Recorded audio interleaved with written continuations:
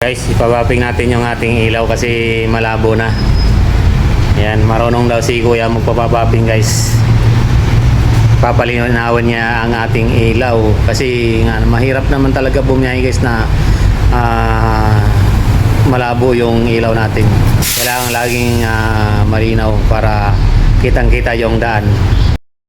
Yan guys, nililihaman ni Kuya guys para matanggal yung mga dumi, mga mancha sa salamin, pati yung mga kuan guys, gas para matanggal, para pantay yung pagbapi niya mamaya. Tingnan natin guys kung anong kalalabasan nito guys. Sure ko, oy, may dumadaan pa, naka-extra pa si Kuya guys, may dalang pagkain. Siguro gutom na.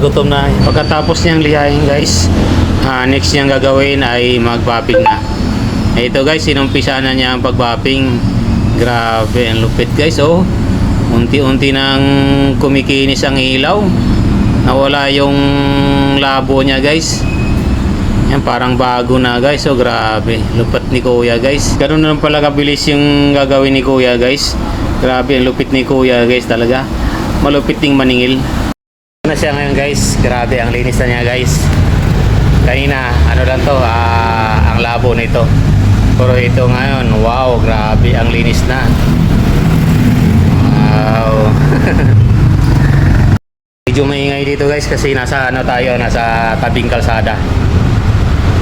Tingnan mo guys, oh, ang ganda na ng liwanag na siya. Samantalang kanina, malabo lang siya kanina. Kaya hindi na tayo mahirapan guys pagka bumiyahe tayo sa gabi. Maliwanag ng ating ilaw ng ating partner, oh. Yan. Thank you for watching guys. Please like and share. Bye bye.